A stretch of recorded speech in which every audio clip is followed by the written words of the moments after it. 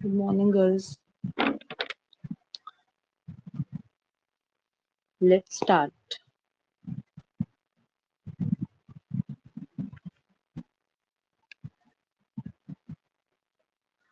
Our topic for today is metaphysical poetry. मैं पहले ये बता दो कि आवाज क्लियर है या नहीं। चैट बॉक्स में जल्दी से कोई टाइप करके बता दो। आवाज क्लियर है? चलो good. So our topic for today is metaphysical poetry.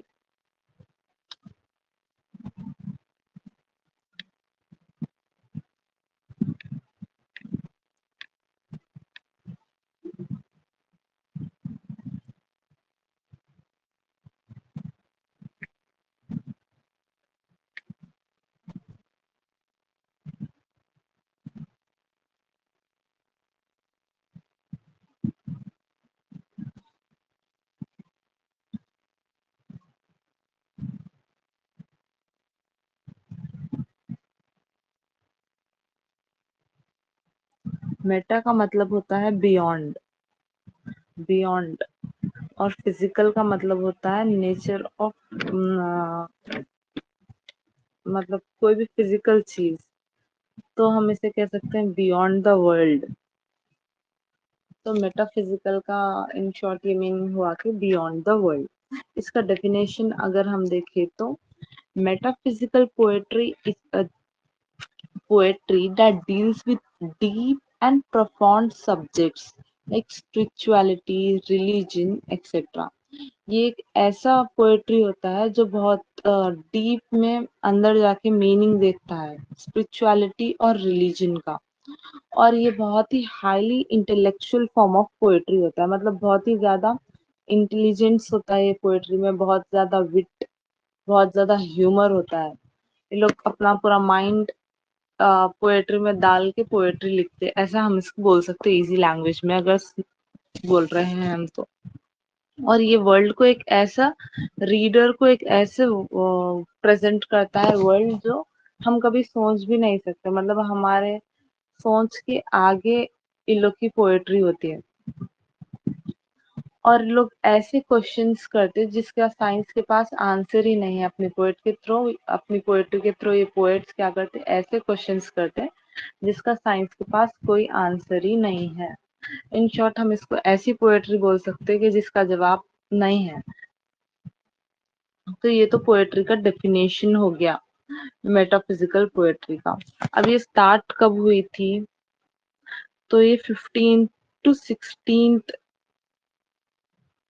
Century के टाइम मेटाफिजिकल पोएट्री स्टार्ट हुई थी। चलो जल्दी से चैट बॉक्स में बताओ कि स्क्रीन क्लियर है या नहीं।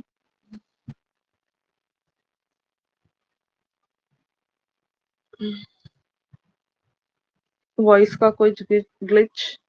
क्लियर है वॉइस? चलो गुड, लेट्स कंटिन्यू।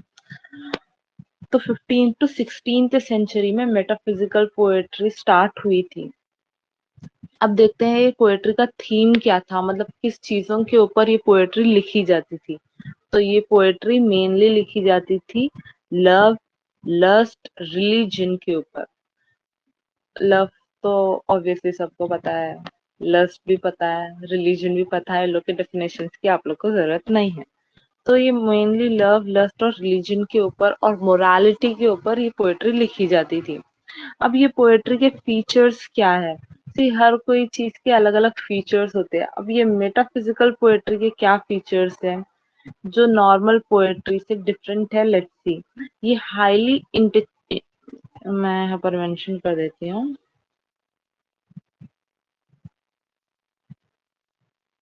इसके फीचर्स।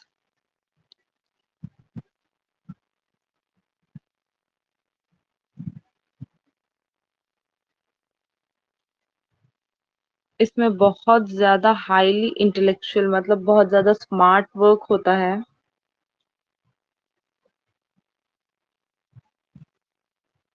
ये लोग स्ट्रेंज इमेज माइंड में यूज कर लेते हैं, मतलब कोई चीज का ये लोग अपने माइंड में एक ऐसा इमेज बना देते हैं अपने वर्ड्स के थ्रू,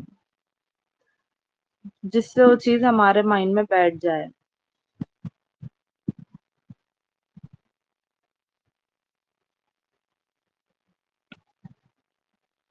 और लोग के जो है ना थॉट्स एक्सट्रीमली कॉम्प्लिकेटेड होते हैं।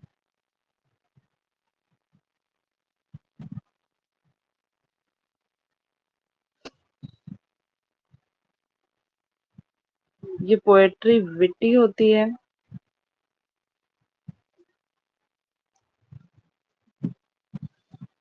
और ये पोएट्री की और एक खास बात है कि ये पोएट्री कभी भी ये राइटर्स की लाइफ में पब्लिश नहीं हुई थी। मतलब जो ये राइटर्स थे उन लोग की लाइफ में ये पोएट्री कभी भी पब्लिश नहीं हुई थी। तो पोएट्री के फीचर्स एक बार फिर मैं रिपीट करती हूँ कि ये हाईली इंटेलेक्चुअल पोएट्री है। इसमें स्ट्रेंज इमेज हमारे माइंड में पोएट्स बना देते हैं अपनी पोएट्री के थ्रू, और ये एक्सट्रीमली कॉम्प्लिकेटेड थॉट्स होते हैं पोएट के, जो हमें समझ में थोड़ी दिक्कत हो सकती है। और ये विटी मतलब इतना ह्यूमर से भरी हुई पोएट्री होती है कि जब हम समझेंगे तो हमें जब पता चलेगा कि अरे इतनी गहराई, इतनी डीप बात ये लोग अपनी पोएट्री के थ्रू बताना चाह रहे थे। और ये पोएट्री की और एक खास बात ये है कि ये पोएट्री कभी भी राइटर्स की लाइफ में पब्लिश नहीं हुई थी। और एक खास बात ये चीज है जो आप लोग को याद रखना होगा कि पोएट्स, ये जो पोएट्स थे मेटाफिजिकल पोएट्स, इन लोग को पता नहीं था कि ये मेटाफिजिकल पोएट्स है। बाद में किसी ने जब इनके पोएट्रीज पढ़े और इन्हें डिस्क्राइब किया कि अरे ये तो मेटाफिजिकल पोएट है, मतलब बियॉन्ड द वर्ल्ड, इनकी पोएट्री दुनिया से ही परे है, इनका इमेजिनेशन दुनिया से अलग है। तो how it has been used by the poets, तो पोएट्स इसे कैसे यूज करते थे हम देखते हैं। पोएट क्या करते थे, थॉट से खेलते थे। मतलब अपनी पोएट्री में ये लोग क्या करते थे, अपने थॉट से खेलते थे।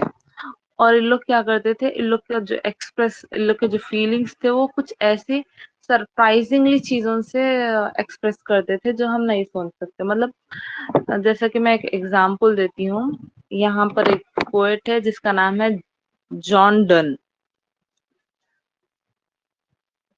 जॉन डन की पोएम का एग्जांपल है, let me check if I am not wrong, या जॉन डन। तो जॉन डन की पोएम का एग्जांपल है the flea, the flea marriage temple. तो ये इन्होंने क्या कहा, ये इनकी एक पोएम है the flee slash marriage temple. तो ये पोएम में ये होता है कि दो लवर्स होते हैं और उन दोनों एक दूसरे से शादी करना चाहते हैं, लेकिन उन लोग के फैमिलीज, उन लोग के सिचुएशंस ऐसे है कि वो लोग एक दूसरे से शादी नहीं कर सकते। उन लोग के बीच में बहुत सारे प्रॉब्लम्स हैं और वो लोग ये दुनिया में शादी नहीं कर सकते। तो वहां पर क्या हुआ, ये द फ्ली जो है एक इंसेक्ट है, एक इंसेक्ट है जिसने क्या किया, वो दोनों लवर्स को इंसेक्ट ने बाइट किया। वो लड़के को भी वो इंसेक्ट ने बाइट किया, वो लड़की को भी वो इंसेक्ट ने बाइट किया। अब वो लड़का, उन दोनों का ब्लड वो इंसेक्ट ने मतलब लिया, तो मे बी वो इंसेक्ट मॉस्किटो हो सकता है जिसने उन दोनों का खून पिया। तो जॉन डोनस ने कहा कि उन दोनों की तो शादी हो गई ऑलरेडी, बिकॉज उन दोनों का ब्लड एक हो गया, वो फ्ली ने उन दोनों का ब्लड पिया है, और वो फ्ली ने क्या किया, एक उन दोनों की शादी करवा दी वो फ्ली ने। तो ऐसे कुछ इन लोग के मतलब उल्टे सीधे बातें होते थे जो दुनिया से बहुत ही अलग होते थे। तो ऐसे कुछ बातें ये लोग करते थे जो हम सोच भी नहीं सकते। हम सोच सकते क्या, मतलब नॉर्मली एक मॉस्किटो है तो वो तो किसी को भी बाइट करेगा, इसका मतलब ये थोड़ी है कि उसकी शादी मतलब सबसे हो जाएगी, ऐसा। तो इन लोग के एग्जाम्पल्स बहुत ही डिफरेंट होते थे वर्ल्ड से, इसीलिए इसे मेटाफिजिकल पोएट्री कहा जाता है। मतलब दुनिया से परे है इनकी पोएट्री। इसमें बहुत ज्यादा विट और सीरियसनेस, मतलब बहुत ज्यादा इसमें क्लेवरनेस और सीरियसनेस होता था। ये लोग सिमिली का यूज करते थे। सिमिली का डेफिनेशन मतलब क्या होता है सिमिली, मैं बता देती हूँ आपको। इन लोग क्या करते थे, सिमिली का यूज करते थे। सिमिली होता है कंपैरिजन।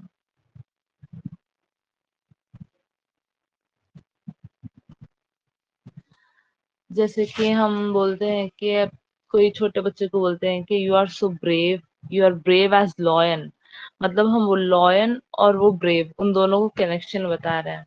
अगर आप सारा दिन बिजी हो तो आप, कोई आपका दोस्त आपको बोलता है you are so busy as bee. और अगर हम हिंदी में कहावत देख लें तो हम हाथी बोल सकते हैं, तुम हाथी जितने ताकतवर हो। तो इसे सिमिली कहते हैं। मतलब हम अपने छोटे छोटे चीजों को जब किसी और चीज से कंपेयर करते हैं तो इसे सिमिली कहा जाता है। और ये होते थे, दे यूज कंसीट अलॉट, मतलब लॉजिक, टिपिकल एग्जाम्पल्स देते थे और लॉजिक को यूज करते थे ये पोएट। और रीजन, कोई भी चीज का एक रीजन ये लोग निकालते थे और इलॉजिकली बात करते थे। मतलब साइंस उसका जवाब ही नहीं था साइंस के पास, वैसे सवाल ये लोग साइंस से कर देते थे। और बहुत ही स्ट्रेंज और कॉम्प्लिकेटेड थॉट्स होते थे ये पोएट के, जो समझना बहुत मुश्किल था, बहुत डीप। तो ये तो रही है पोएट्स की बात। अब ये मेटाफिजिकल पोएट्री का वर्ड कहाँ से स्टार्ट हुआ, किसने ये पोएट्री का वर्ड फर्स्ट टाइम यूज किया, वो देखते हैं। उसके बाद हम इसके राइटर्स, इसके फॉर्म्स देखेंगे। तो फर्स्ट ये metaphysical poetry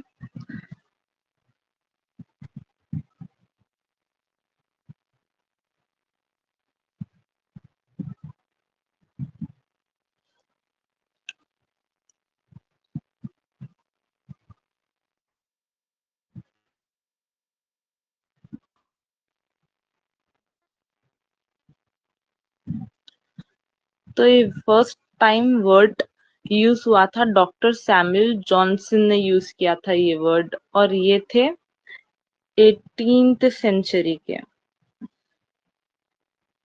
okay, doctor Samuel Johnson ने ये वर्ड यूज किया था और ये 18th सेंचुरी से बिलोंग करते थे। इन्होंने क्या किया, वेट अ सेकेंड, हम पीछे जाएंगे।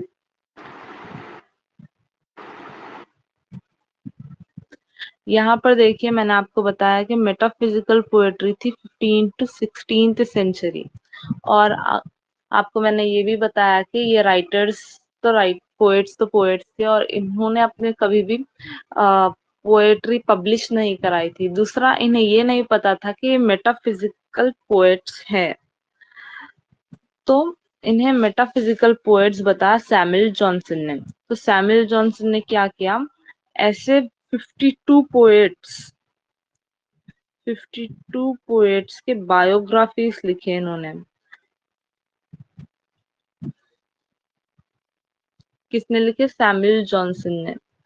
मतलब ऑलमोस्ट 100 years बाद, ये पोएट्स के जाने के बाद सैमुअल जॉनसन ने कहा कि इनके बायोग्राफीज निकाल कर लिखे, इनके पोएम्स पब्लिश कराए।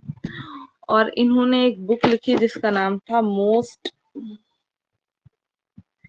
एमिनेंट इंग्लिश पोएट्स, जिसमें इन्होंने बायोग्राफीज भी लिखे हैं पोएट्स के। इन्होंने मोस्ट एमिनेंट इंग्लिश पोएट्स में ये सब मेंशन किया है। तो ये फर्स्ट पर्सन थे सैमुअल जॉनसन, फर्स्ट पर्सन थे ये जिन्होंने ये वर्ड को यूज किया, मेटाफिजिक्स वर्ड्स को यूज किया। इन्होंने ये वर्ड को कहाँ यूज किया हम देखेंगे। ये जब ये 52 पोएट्स के बायोग्राफीज लिख रहे थे, जब एक पोएट का नाम था अब्राहम कॉली, उनकी जब ये बायोग्राफी मतलब लाइफ हिस्ट्री को कहा जाता है।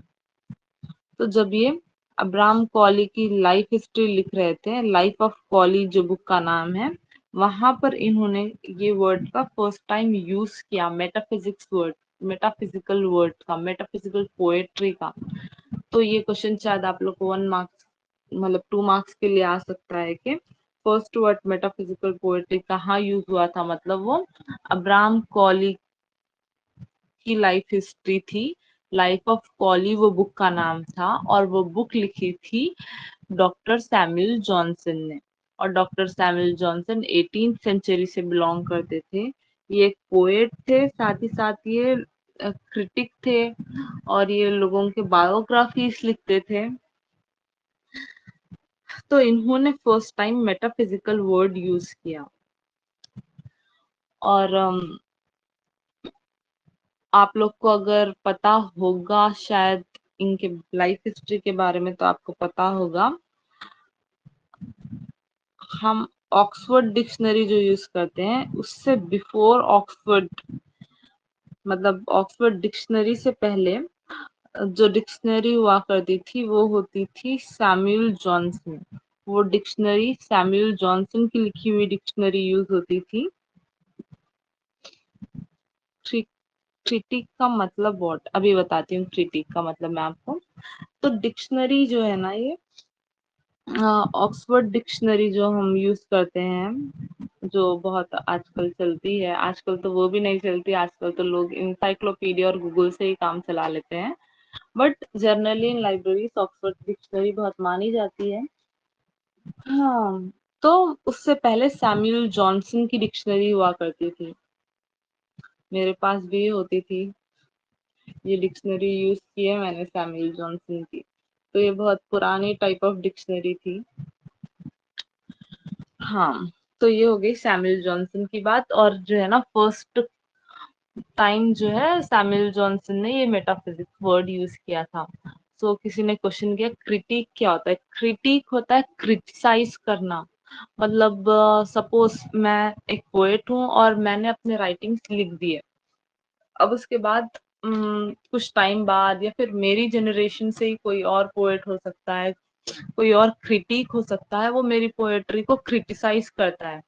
क्रिटिसाइज करता है मतलब कहता है कि नहीं, वो एग्री नहीं करता मेरे से, उसके कुछ अपने अलग से थॉट्स है, तो वो एग्री नहीं करता, कहता है कि मेरी पोएट्री में मतलब ऐसा ऐसा है, जिससे वो एग्री नहीं करता, क्रिटिसाइज करता है, इनकार कर देता है। तो क्रिटिक उसे कहते हैं जो ये पोएट्री क्रिटिसाइज करता है, मतलब वो पोएट्री के फेवर में नहीं होता है, मैं ऐसे कह सकते हैं अगर सिंपल लैंग्वेज में जानना हो तो। अब हम देखते हैं कि इसके फॉर्म्स क्या है। मेटाफिजिकल पोएट्री के कौन से फॉर्म्स है, किस किस फॉर्म्स में मेटाफिजिकल पोएट्री लिखी जाती है। तो metaphysical poetry mostly 3 type of forms में लिखी जाती है। Okay,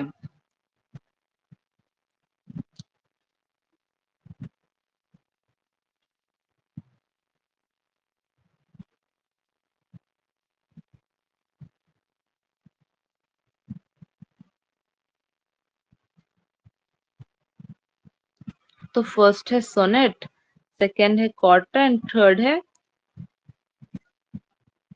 visual poetry. तो ये 3 टाइप में ये मेटाफिजिकल पोएट्री लिखी जाती है। तो हम एक एक बार इसका डेफिनेशन अलग से देख लेंगे ताकि आप लोगों को समझने में आसानी हो जाए।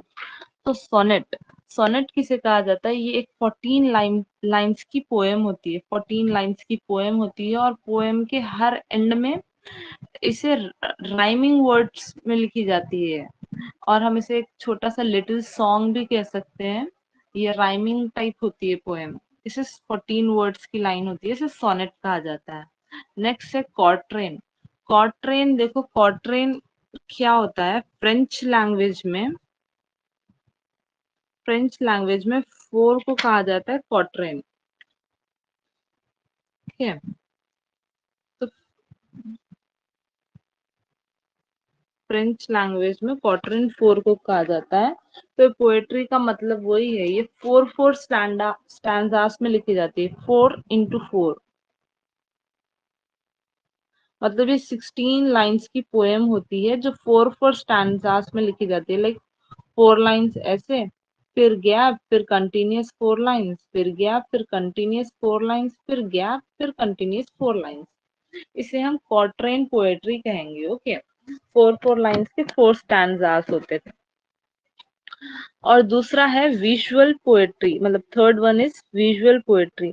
फर्स्ट एंड सेकंड क्लियर है सबको? फर्स्ट है सोनेट जो 14 लाइन्स होते थे। सेकंड है क्वार्टेन जो 4 लाइन्स ऑफ ईच होते थे। थर्ड है विजुअल पोएट्री। तो विजुअल पोएट्री क्या होती थी? Suppose writer is talking about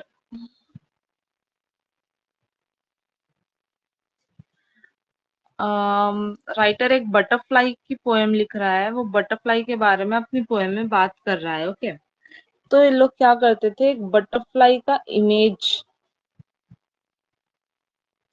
तो पोएट्री ऐसे फॉर्म में लिखी जाती थी कुछ, मतलब ऐसा लिखी जाती थी कि वो बटरफ्लाई का शेप हो जाता था, वो पोएट्री का एक इमेज में लिखी जाती थी। जैसे कि बात अगर वो पोएट कर रहे हैं एप्पल की, मतलब पोएम वो लिखी गई है on the topic of Apple, Apple के बारे में लिखी गई है, तो वो ऐसे शेप में कुछ पोएट्री लिखी जाती थी। मतलब शेप, अगर वो एक लीफ की बात कर रहे हैं तो एक लीफ के शेप में पोएट्री लिखी जाती थी, ऐसे लाइंस कुछ लिखे जाते थे। तो विजुअल एक इमेज बनाते थे लोग।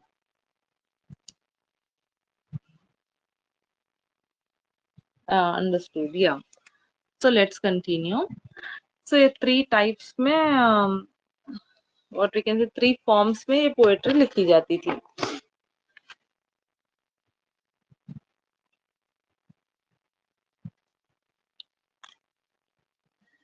अब मेटाफिजिकल पोएट्स कौन थे?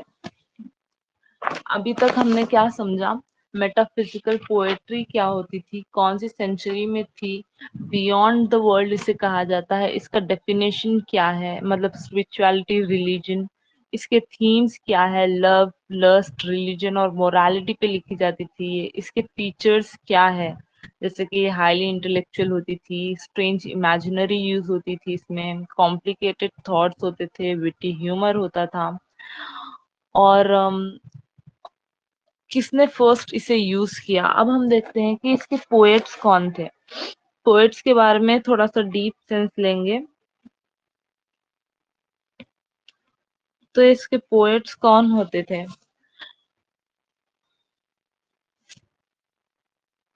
तो जॉन डन, जब हम मेटाफिजिकल पोएट्स की बात करेंगे तो जॉन डन हमारे सामने इनका नाम आएगा। ये बहुत ही फेमस मेटाफिजिकल पोएट है, पोएट हुआ करते थे।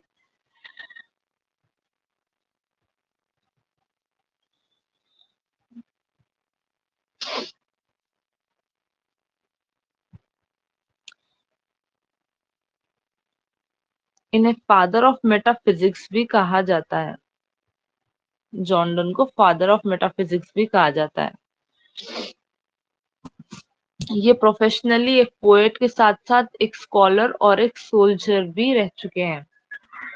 सो जॉन डन को इन्हें ऑल्सो एक लीडर और फाउंडर ऑफ मेटाफिजिक पोएट्री भी कहा जाता है। मतलब इन्होंने इस टाइप ऑफ पोएट्री लिखना शुरू किया था, उसके बाद दूसरों ने स्टार्ट किया था, तो इसीलिए इन्हें leader and founder of metaphysical poetry भी कहा जाता है। सो इनके माइंड में क्या होता था, love was the supreme concern, मतलब लव इनकी सबसे ज्यादा सुप्रीम कंसर्न होती थी इनके माइंड में, तो इनकी पोएट्री भी जो है ना कम्प्लीटली लव के अराउंड रिवॉल्व करती थी। और इन्हों ऑलरेडी, मतलब इनके हार्ट में कोई थे जिसके बारे में इन्हों लिखा करते थे, इनके हार्ट में थे इनके वाइफ, जिसके बारे में इन्हों बहुत ज्यादा लिखा करते थे। ये अपने वाइफ से बहुत ज्यादा प्यार करते थे और इन्होंने अपने वाइफ के ऊपर बहुत सारे पोएट्रीज लिखे, और ये अपने पोएट्रीज खुद के लाइफ के एक्सपीरियंस के साथ लिखते थे, मतलब जो इनके लाइफ में होता था उसी को ये थोड़ा कॉम्प्लिकेटेड वे में लोगों को डीप इनके दिल में एक्चुअली है क्या वो बताने के लिए ना अपने पोएट्री लिखा करते थे। तो ये फर्स्ट मेटाफिजिकल पोएट है और इन्हें फादर ऑफ मेटाफिजिक्स भी कहा जाता है। ये इंग्लिश पोएट है, स्कॉलर है और एक सोल्जर भी है। और जो है ना ये लव पोएट्री लिखते थे। He used to write love poetry. इनका पोएट्री का थीम लव होता था, लव पोएट्री लिखा करते थे। तो इनके कुछ फेमस राइटिंग्स क्या है हम देख लेते हैं। डेथ बी नॉट प्राउड इनकी एक बहुत फेमस पोएट्री है। अब ये पोएट्री का पोएम के नाम से ही हमें समझ आ सकता है कि डेथ बी नॉट प्राउड मतलब कितना कॉम्प्लिकेटेड नाम है। ऑब्वियसली डेथ क्यों प्राउड करेगी। तो ये पोएट के थॉट्स ही ऐसे होते थे। और एक है ये जो पोएम है, इन्होंने इनकी वाइफ की डेथ के बाद लिखी थी।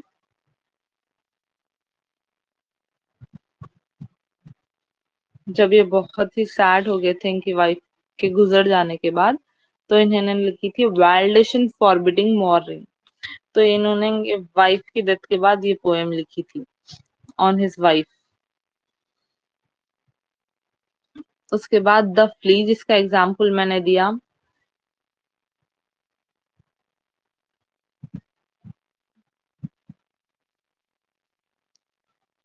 ये सारे इनके फेमस पोएम्स हैं। आप लोग को इनके बारे में ये क्वेश्चन किया जा सकता है कि फादर ऑफ मेटाफिजिक्स कौन है। तो फादर ऑफ मेटाफिजिक्स कौन है, ये टाइप ऑफ क्वेश्चन आप लोग से किया जा सकता है। तो याद रखना जॉर्डन जो है फादर ऑफ मेटाफिजिक्स है। और ये जो भी राइटर्स के बारे में हम बात करेंगे, इन्हें नहीं पता था मेटाफिजिकल पोएट्स है। बाद में सैमुअल जॉनसन ने इन्हें मेटाफिजिकल पोएट का नाम दिया। चलो, coming towards the next writer,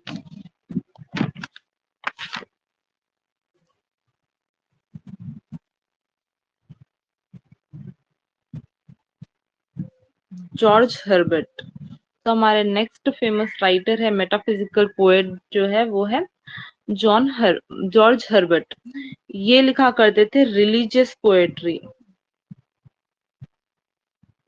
ये रिलीजियस पोएम्स करते थे। इनके फेमस ये पोएट के साथ साथ एक प्रीस्ट थे इंग्लैंड के, मतलब ये चर्च में एज अ प्रीस्ट काम करते थे।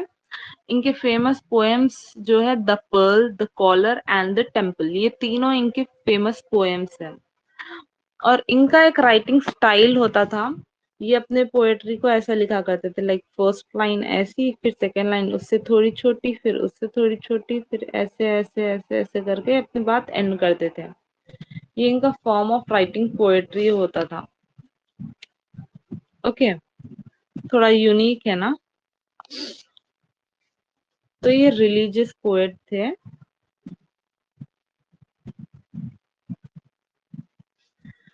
इनका पोएट्री स्टाइल जो था वो बहुत ही सिंपल और डायरेक्ट था। मतलब ये एक मेटाफिजिकल पोएट होने के साथ साथ, ये डीप बात करने के साथ साथ ये सिंपल और डायरेक्ट बात करते थे। मतलब घुमा फिरा के कोई बात नहीं करते थे अपनी पोएट्री में। और इन्हें ये बहुत फेमस थे इनकी प्यूरिटी और effectiveness of choice of words. मतलब ये जो वर्ड्स यूज करते थे, इनकी जो चॉइस ऑफ वर्ड्स थी वो बहुत ही अच्छी थी, जिसकी वजह से ये बहुत फेमस हो गए थे। और प्यूरिटी मतलब बहुत प्योर होते थे इनके थॉट्स, इनके पोएम्स। और ये डीप डिवोशनल रिलीजियस पोएम लिखा करते थे। क्लियर।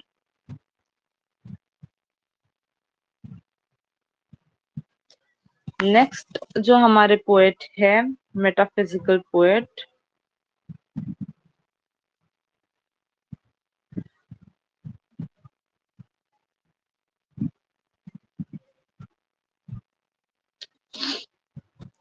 वो है एंड्रयू मार्वेल।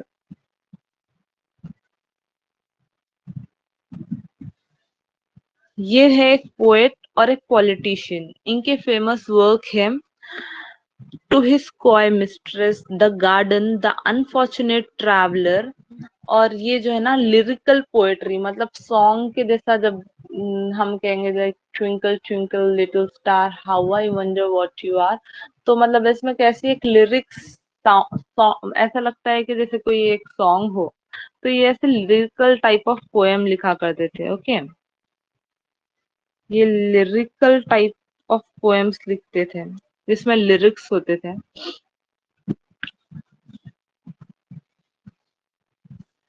नेक्स्ट हमारे जो राइटर है वो है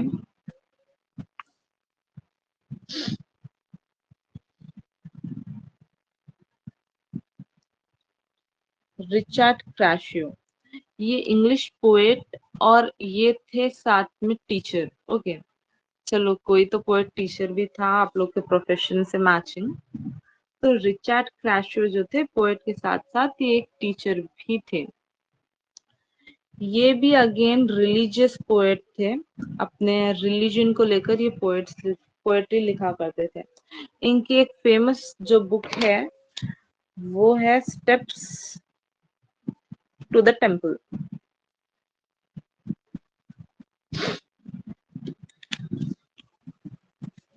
नेक्स्ट हमारे जो राइटर है, जो मेटाफिजिकल पोएट है, वो है हेनरी वॉगन। ये मैं आप लोगों को इसीलिए बता रही हूँ, याद ना हो लेकिन कुछ आइडिया एटलीस्ट हो माइंड में कि हाँ ये हमने देखा था, पढ़ा था, ऐसे एक आइडिया होना चाहिए आप लोग को। ये थे पोएट के साथ साथ एक ट्रांसलेटर। हेनरी वॉगन जो थे पोएट के साथ साथ एक ट्रांसलेटर थे। ये विलियम वर्ड्सवर्थ से बहुत ज्यादा इंस्पायर हो गए थे और ये लिखा करते थे ऑन स्पिरिचुअलिटी एंड रिलीजियस। इन दोनों के ऊपर ये पोएट्री लिखा करते थे। इनके जो फेमस वर्क्स है वो है the world, they all are gone into the world of light. ये दो इनके जो है ना बहुत ही फेमस पोएट्रीज है। जो मेटाफिजिकल, जो भी मैं एग्जांपल्स आप लोग को पोएम्स के दे रही हूँ ये सारे के सारे मेटाफिजिकल पोएट्रीज ही है। नेक्स्ट हमारे जो राइटर है वो है अब्राहम कॉली। ये एक पोएट है और ये एक एसेइस्ट है।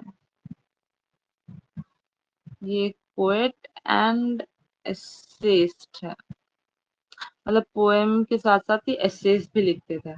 इनके जो फेमस वर्क है वो है मिस्ट्रेस एंड ओड्स। ये दो इनके बहुत ही फेमस मेटाफिजिक्स पोएम्स हैं। और जो हमने पहले बात की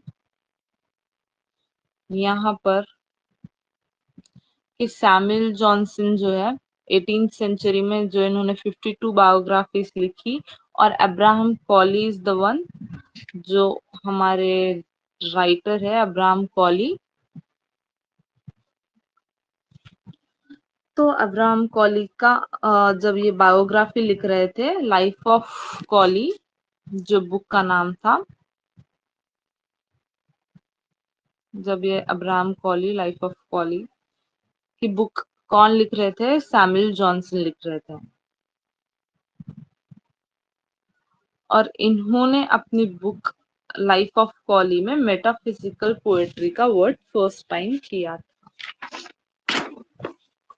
नेक्स्ट हम यहाँ पर पोएट की बात, राइटर की बात करेंगे जो है टी.एस. इलियट।